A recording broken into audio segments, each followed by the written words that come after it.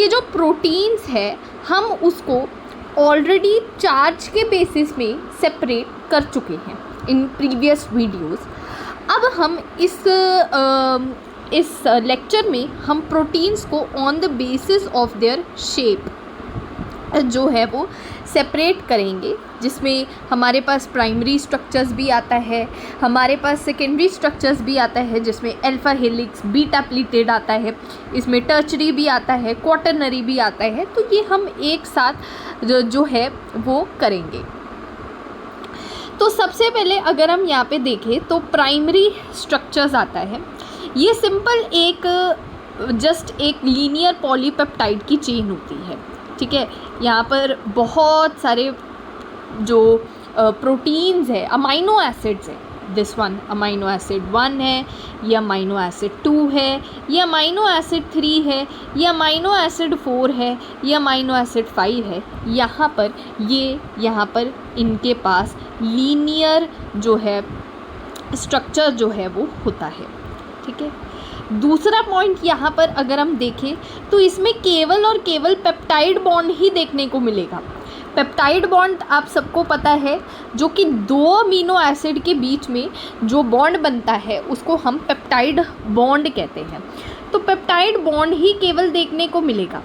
अब ये कब कंडीशन में मिलती है? देखो, जैसे मान लो मैं ये राइबोसोम बना रही हूँ, ठीक है, दिस इज़ राइबोसोम। अब अगर मैं यहाँ पर एक बड़ा सा राइबोसोम लिख लूँ तो इसमें से हमें पता है कि राइबोसोम प्रोटीन बनाता है। अब जैसे ही ये राइबोसोम से प्रोटीन बाहर निकलेगा ना, वो प्राइमरी स्ट्रक्चर प्रोटीन का होगा, क्योंकि प्रोटीन बहुत ज़्यादा फोल्डेड प्रोटीन्स मिलते हैं, फोल्डेड स्ट्रक्चर में मिलते हैं। कभी भी प्रोटीन, रेयरली प्रोटीन मिलेगा जो आपको प्राइमरी स्ट्रक्चर यानी लीनियर स्ट्रक्चर में आपको देखने को मिलेगा। इसीलिए जैसे ही राइबोसोम से प्रोटीन्स बाहर निकलते हैं, वो प्रोटीन्स का स्ट्रक्चर प्राइमरी स्ट्रक्चर होता है। और इसमें position of amino acid can be determined. Position of amino acid can be determined. तो आई होप कि ये प्राइमरी स्ट्रक्चर जो है वो आपको समझ में आ गया होगा।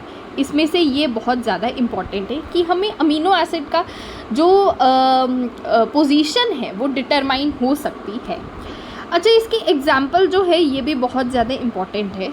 इसकी एग्जाम्पल जो है ये है इंसुलिन, ठीक है। तो इंसुलिन की इसकी एग्जाम्पल है।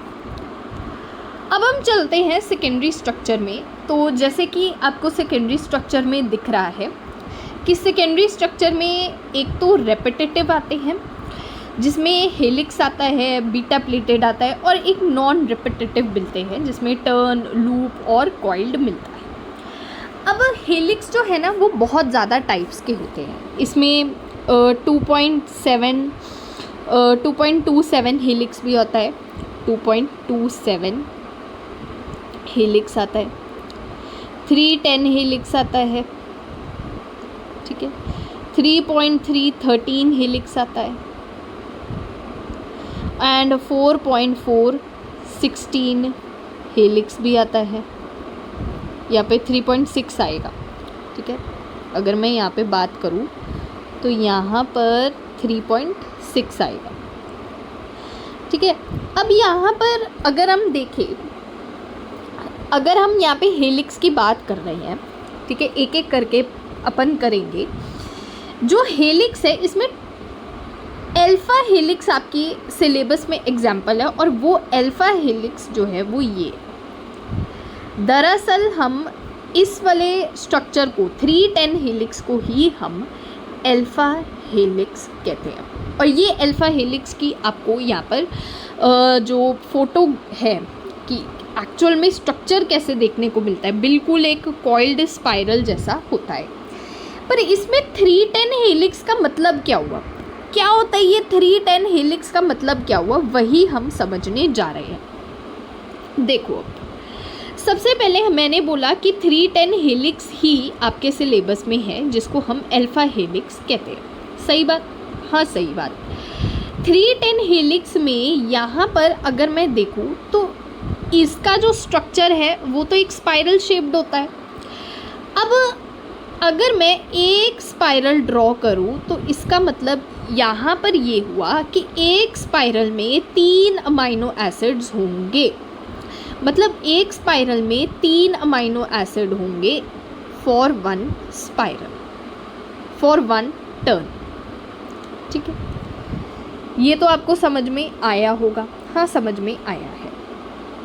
ओके, उसके बाद 10 हेलिक्स होता है कि bond is formed between the first carbon and 10th amino group का हाइड्रोजन, 10th अमीनो ग्रुप। यानी कि जो कार्बन डबल बॉन्ड से पेप्टाइड से जुड़ा हुआ है। अब इसका थोड़ा सा टेक्निकल स्ट्रक्चर है, बस आप जस्ट ये याद कर लेना कि यहाँ पर हाइड्रोजन बॉन्ड होता है और मोस्ट इम्पॉर्टेंट यहाँ पर ये है कि इनके अंदर सेकेंडरी स्ट्रक्चर में पेप्टाइड बॉन्ड तो होता ही होता है, लेकिन एडिशनल में हाइड्रोजन बॉन्ड भी आपको देखने को मिलता है। तो यहाँ पर जो हाइड्रोजन बॉन्ड है वो फॉर्म होता है बिटवीन कार्बन के and 10th group nitrogen group के हाइड्रोजन, क्योंकि नाइट्रोजन के साथ हाइड्रोजन जुड़ा होता है इसीलिए हाइड्रोजन बॉन्ड फॉर्म होता है between carbon and 10th group के हाइड्रोजन एटम जो कि अमाइनो ग्रुप से जुड़ा हुआ है। ठीक है, अगर फिर भी आपको प्रॉब्लम है then comment in the video कि ये बात अगर आपको समझ में नहीं आई है। ठीक है, तो ये अल्फ़ा हेलिक्स यहाँ पर हमें समझ में आ गया कि अल्फ़ा हेलिक्स का स्पाइरल स्ट्रक्चर होता है, मोस्ट इम्पॉर्टेंटली सेकेंडरी स्ट्रक्चर में हाइड्रोजन बॉन्ड होता है, और अल्फ़ा हेलिक्स को हम 310 हेलिक्स भी कहते हैं, जिसमें बॉन्ड फॉर्म होता है फर्स्ट कार्बन और 10th ग्रुप के हाइड्रोजन एटम जो कि अमाइनो ग्रुप से अटैच है। ठीक है, और एक 310 का मतलब क्या होता है कि एक टर्न में 3 अमाइनो एसिड होते हैं, और 10th का तो मैंने मतलब आपको समझा ही दिया है। तो अल्फ़ा हेलिक्स का एग्जाम्पल क्या होगा? इसमें अल्फ़ा हेलिक्स का एग्जाम्पल होगा कोलेजन। ठीक है, कोलेजन, या तुम केराटिन भी बोल सकते हो। ठीक है, जो कि हेयर में मिलता है, और ये जो है एक्स्ट्रा सेल्यूलर फ्लूइड में मिलता है, एक्स्ट्रा सेल्यूलर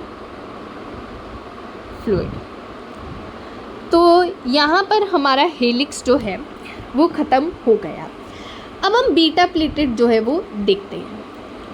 अब बीटा प्लेटेड में अगर हम देखें तो इसमें पैरेलल और एंटी पैरेलल दो होंगे।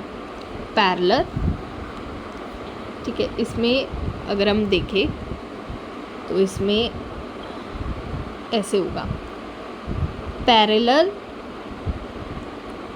और एंटी पैरेलल। अब इसमें भी हाइड्रोजन बॉन्ड होगी, लेकिन पैरेलल मतलब NC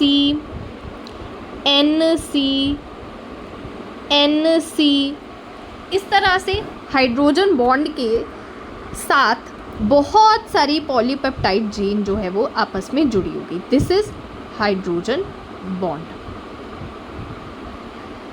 एंटी पैरेलल में अगर हम देखें तो इसमें नोटिस करना कि सबसे पहले यहाँ पर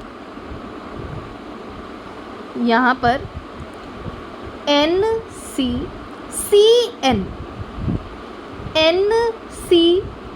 एंड देन CN, यानी कि N फिर C आ रहा है और उसके साथ C टर्मिनल जो है वो कार्बोक्सिलिक टर्मिनल को बोलते हैं, जहाँ पर कार्बोक्सिलिक ग्रुप फ्री होता है। तो यहाँ पर अगर हम देखें तो NC और यहाँ पर N और यहाँ पे C मतलब NC ये पैरेलल में हुआ, NC CN ये एंटी पैरेलल में हुआ। लेकिन बात यहाँ पर अभी तक ख़त्म नहीं हुई।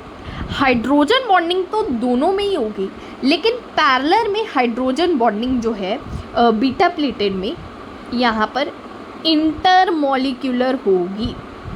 जगह नहीं है, अभी यहाँ पर लिख देते हैं साइड पे कि अल्फा हेलिक्स में जो हाइड्रोजन बॉन्डिंग होगी वो हमने क्या देखा था कि इसमें ही हाइड्रोजन बॉन्डिंग आपस में हो रही है, यानी कि यहाँ पर इंट्रामॉलिक्यूलर हाइड्रोजन बॉन्डिंग हो रही है, जो कि केवल और केवल एक ही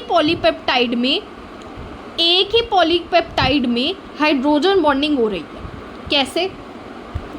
ये बहुत ज़्यादा इम्पॉर्टेंट बात है कि यहाँ पर मैंने एक स्पाइरल बना दिया। अब मैंने 310 हेलिक्स क्यों बोला था? क्योंकि बॉन्ड फॉर्म हो रहा है between the first carbon and amino group के हाइड्रोजन जो कि 10th पोजीशन पे है, उसके बीच में हाइड्रोजन बॉन्ड फॉर्म हो रहा है। इसका मतलब ये इंट्रामॉलिक्यूलर हुआ, with in the same chain हुआ। लेकिन अगर हम बीटा प्लेटेड की बात करें तो इसमें जो हाइड्रोजन बॉन्ड है वो इंटरमॉलिक्यूलर है। आपको दिख भी रहा है कि यहाँ पर जो बॉन्ड है इसमें NC बहुत सारे बहुत ज़्यादा पेप्टाइड चेन को इकट्ठा कर करके हाइड्रोजन बॉन्ड जो है यहाँ पे बनाया गया है। तो यहाँ पर मैं साफ साफ लिख देती हूँ कि अल्फा हेलिक्स में, ठीक है, क्या लिख रही हूँ, अल्फा हेलिक्स में हाइड्रोजन बॉन्ड होगी ही होगी, हाइड्रोजन बॉन्ड सब में होगी, लेकिन इसमें हाइड्रोजन बॉन्ड इंटरमॉलिक्यूलर यानी कि इंट्रामॉलिक्यूलर होगा, यानी with in the same chain होगा। और बीटा प्लेटेड में जो हाइड्रोजन बॉन्ड होगा वो इंटरामॉलिक्यूलर होगा। ठीक है, तो ये आपको समझ में आ जाना चाहिए। इंटरमॉलिक्यूलर यानी कि विद इन डिफरेंट चेन जो है वो होगा, डिफरेंट चेन होगा। अब यहाँ पे एक बात नोटिस करो, अगर मैं यहाँ पे पूछूँ कि बीटा प्लेटेड में पैरेलल ज़्यादा स्टेबल है या एंटी पैरेलल बीटा प्लेटेड ज़्यादा स्टेबल है, तो तुम क्या बोलोगे? देखो, पैरेलल में क्या होता है, NC, ठीक बात। एंटी पैरेलल में भाई CN,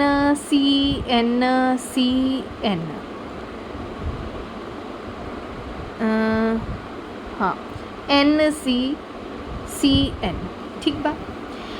पैरेलल में जो हाइड्रोजन बॉन्ड है ना वो थोड़ा सा डायगोनली जाता है, लेकिन एंटी पैरेलल में हाइड्रोजन बॉन्ड बिल्कुल स्ट्रेट जाता है, बिल्कुल हाइड्रोजन बॉन्ड अगर तुम बोलो तो स्ट्रेट जाता है। इसका मतलब डायगोनली वाला हाइड्रोजन बॉन्ड ज़्यादा स्टेबल है कि स्ट्रेट वाला? तो तुम कहोगे कि स्ट्रेट वाला हाइड्रोजन बॉन्ड ज़्यादा स्टेबल है। It means we can say कि anti parallel beta pleated sheet is more stable as compared to the parallel beta sheet. तो यहाँ पर ये लिख देंगे कि anti parallel beta sheet is more stable than parallel beta sheet. ये तुम गांठ बांध के अच्छे से इस बात को रट लेना, ठीक है, बस। अच्छा, अगर मैं पैरेलल बीटा प्लेटेड की एग्जाम्पल मांगूँ तो यहाँ पे तुम मुझे कौन सी एग्जाम्पल दोगे? ये होगा फिब्रोइन। अब ये फिब्रोइन क्या है? फिब्रोइन एक सिल्क फाइबर है जो कि बीटा शीट में आता है, ठीक है। तो हमारे पास रेपिटेटिव स्ट्रक्चर ख़त्म हो गए। अब हम टर्न लूप कॉइल करते हैं। देखो, टर्न में यहाँ पे 5 अमाइनो एसिड भी हो सकते, 1 2 3 4 5। 4 भी हो सकते हैं, 1 2 3 4, और 3 भी हो सकते हैं, 1 2 3। लूप में 10 अमाइनो एसिड होते हैं, बिल्कुल सेम स्ट्रक्चर ही होता है टर्न जैसा ही, लेकिन इसमें 10 अमाइनो एसिड जो है एक टर्न में होते हैं। कॉइल्ड में जो है इनके पास इर्रेगुलर सा स्ट्रक्चर होता है, ये किसी भी मतलब फोल्डेड स्ट्रक्चर होता है और किसी भी फॉर्म में ये मिल सकते हैं। हालांकि आपका सिलेबस में रेपिटेटिव की एग्जाम्पल दी हुई है हेलिक्स और बीटा प्लेटेड, और इसमें जो याद रखने वाली बात ये है कि सबसे पहले सेकेंडरी स्ट्रक्चर में हाइड्रोजन बॉन्ड इम्पॉर्टेंट है कि इनमें हाइड्रोजन बॉन्ड पेप्टाइड बॉन्ड के इनिशियल में एडिशनल में आ जाता है, और हेलिक्स में इंट्रामोलिकुलर हाइड्रोजन बॉन्ड होता है, बीटा प्लेटेड में इंटरमोलिकुलर हाइड्रोजन बॉन्ड होता है। इंट्रा मतलब with in the same chain hydrogen bond होता है, बीटा प्लेटेड में विद इन डिफरेंट चेन जो है वो हाइड्रोजन बॉन्ड देखने को मिलता है। दूसरा डिफरेंस ये है कि बीटा प्लेटेड में डिफरेंस है कि बीटा प्लेटेड जो है वो पैरेलल भी होती है, एंटी पैरेलल भी होती है। पैरेलल जो है वो कम स्टेबल होती है as compare to anti parallel, क्योंकि पैरेलल में डायगनली हाइड्रोजन बॉन्डिंग होती है as compare to anti parallel, जिसमें स्ट्रेट चेन में हाइड्रोजन बॉन्डिंग जो है वो देखने को मिलती है। अब हम आते हैं अपने टर्चरी स्ट्रक्चर में। तो अब हम आते हैं अपने टर्चरी स्ट्रक्चर में। तो सबसे पहले टर्चरी स्ट्रक्चर जस्ट एक बॉल लाइक बन जाते हैं, बॉल लाइक, और मोस्टली प्रोटीन्स जो है इसी टर्चरी स्ट्रक्चर पे ही फंक्शनल होते हैं। Most proteins are functional in this form, are functional in this form। ठीक है। तीसरी बात यहाँ पर है कि इसमें एडिशनल टू हाइड्रोजन बॉन्डिंग और ज़्यादा फोर्सेस भी आ जाती है। जैसे कि अगर मैं यहाँ पे देखूँ तो एडिशनल टू हाइड्रोजन बॉन्डिंग यहाँ पे आयनिक बॉन्डिंग भी होती है, आयोनिक बॉन्डिंग भी होती है, और यहाँ पर तुम्हें कोवेलेंट बॉन्डिंग भी देखने को मिलेगी। ठीक है, कोवेलेंट बॉन्डिंग भी देखने को मिल जाएगी।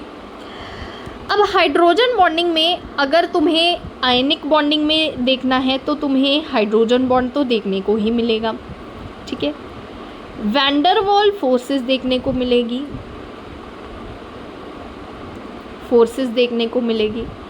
तुम्हें यहाँ पे हाइड्रोफोबिक फोर्सेस देखने को मिलेगी,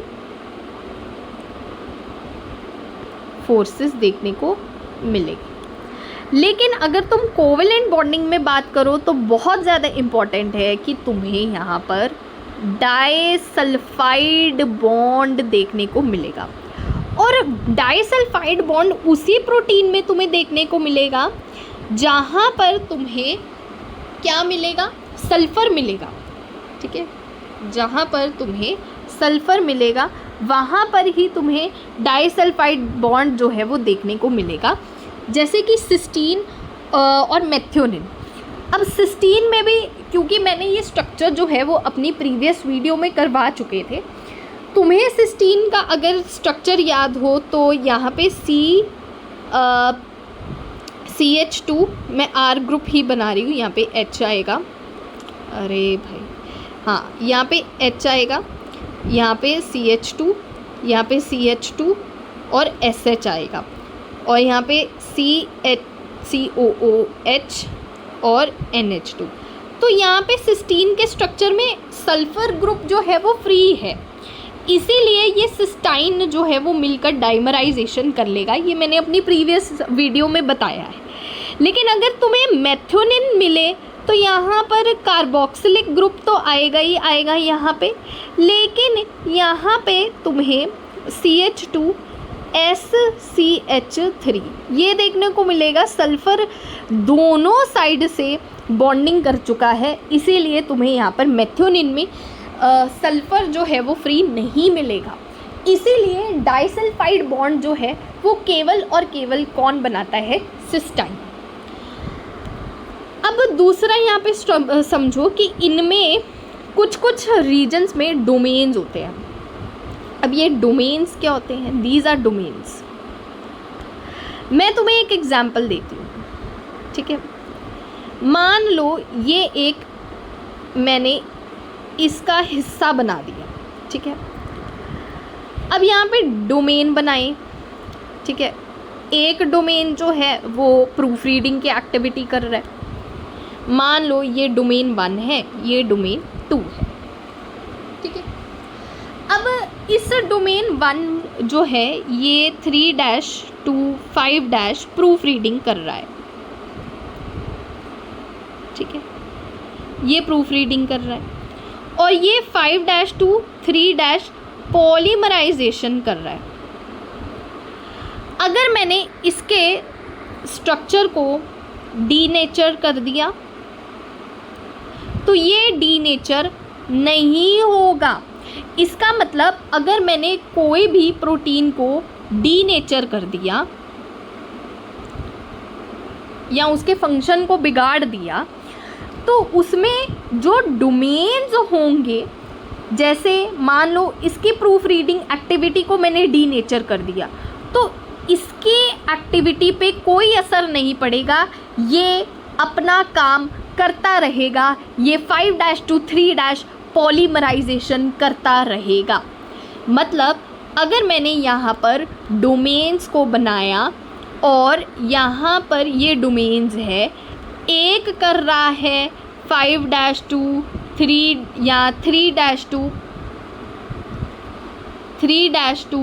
5 पॉलीमराइजेशन प्रूफ रीडिंग और एक कर रहा है 5 to 3 पॉलीमराइजेशन। अगर मैंने इसको डीनेचर कर दिया तो इसकी एक्टिविटी तो ख़राब होगी ही होगी, लेकिन इसकी एक्टिविटी पे नो इफ़ेक्ट, कोई असर नहीं पड़ेगा, ये अभी भी पॉलीमराइजेशन का काम करता रहेगा। तो अगर मैं इसकी डेफिनेशन लिखना चाहूँ डोमेन्स की तो क्या आएगा यहाँ पे? डोमेन्स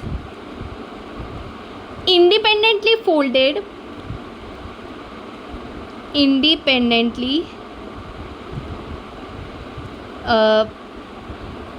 यहाँ पर लिखती हूँ डोमेन्स इंडिपेंडेंटली फोल्डेड स्ट्रक्चरल या फंक्शनल स्ट्रक्चर्स,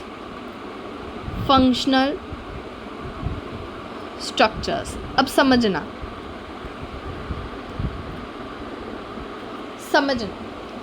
यहाँ पर 2 डोमेन्स हैं, ठीक है।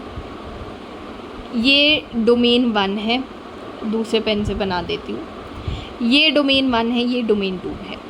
अगर ये प्रूफ रीडिंग की एक्टिविटी कर रहा है, प्रूफ रीडिंग, और ये पॉलीमराइजेशन की एक्टिविटी कर रहा है, ठीक है, तो ये मतलब आ गया कि दीज आर फंक्शनल स्ट्रक्चर, कोई ना कोई ये काम करते हैं लेकिन इंडिपेंडेंटली फोल्डेड होते हैं। मतलब अगर मैं इसको डीनेचर करूँ तो इस पर कोई असर नहीं पड़ेगा, ये अपना काम करता रहेगा पॉलीमराइजेशन का। और अगर मैं इसको डीनेचर्ड करूँ, इसको मान लो डीनेचर कर दूँ तो यहाँ पर ये काम करना बंद कर देगा, लेकिन ये अभी भी काम करता रहेगा, प्रूफ रीडिंग का काम अभी भी करता रहेगा। तो इंडिपेंडेंटली फोल्डेड है, इनको कोई मतलब नहीं है कि दूसरे डोमेन डीनेचर हुए हैं या नहीं हुए हैं। और फंक्शनल स्ट्रक्चर है, हर कोई डोमेन अपना अपना काम जो है वो करता रहता है। तो ये टर्शरी स्ट्रक्चर जो है वो हमारा हो गया। अब हम आते हैं क्वाटरनरी स्ट्रक्चर में। तो क्वाटरनरी स्ट्रक्चर जो है वो मोर देन 3 अमाइनो एसिड बनता है। मतलब एक टाइप ऑफ अमाइनो एसिड को, दूसरे टाइप ऑफ अमाइनो एसिड को, तीसरे टाइप ऑफ अमाइनो एसिड को, फिर चौथे टाइप ऑफ अमाइनो एसिड को मिलकर ये बनता है क्वाटरनरी स्ट्रक्चर्स। ठीक है, इसमें एक्टिव साइट होती है जहाँ पर एंजाइम जो है वो अपना काम करता है। और मोस्ट कॉमन अगर आपको यहाँ पर देखने को मिले तो यहाँ पर आपको हीमोग्लोबिन एक लौता ऐसा ग्लोबिन है जो कि तुम्हें क्वाटरनरी में देखने को मिलेगा। प्लस तुम एंटीबॉडी भी लिख सकते हो, क्योंकि एंटीबॉडी भी यहाँ पर तुम्हें क्वाटरनरी में ही देखने को मिलेगी। हीमोग्लोबिन के स्ट्रक्चर्स की बात करें तो इसमें तुम्हें हीमोग्लोबिन में तुम्हें 2 अल्फ़ा चेन देखने को मिलेगी और तुम्हें 2 बीटा चेन देखने को मिलेगी। और इसमें तुम्हें बीच में 2 अल्फ़ा चेन और 2 बीटा चेन के बीच में तुम्हें आयरन जो है अपनी +2 ऑक्सीडेशन स्टेट में मिलेगा। ठीक है, तो स्ट्रक्चर बनाएं तो ये Fe+2 है। ठीक है, Fe+2 है और इसमें 2 अल्फ़ा चेन देखने को मिलेगी। मान लो ये 2 अल्फ़ा चेन है, 141 अमाइनो एसिड की अल्फ़ा चेन होती है। ठीक है, ये 2 अल्फ़ा चेन देखने को मिलेगी, 3, 4, 5, 6 एंड सो ऑन। और 2 ही बीटा चेन देखने को मिलेगी, 3, 4, 5, 6 and so on, 1, 2, 3, 4, 5 and so on. और बीच में आयरन अपनी +2 ऑक्सीडेशन स्टेट में देखने को मिलेगा। और बीटा चेन जो है वो 146 अमाइनो एसिड्स की होती है। तो यहाँ पे लिख देती हूँ कि बीटा चेन जो है वो 146 अमाइनो एसिड की होती है। तो आई होप कि ये वीडियो आपको समझ में आई होगी, एंड अगर आपको समझ में आई है, do like, subscribe and share. Till then, bye.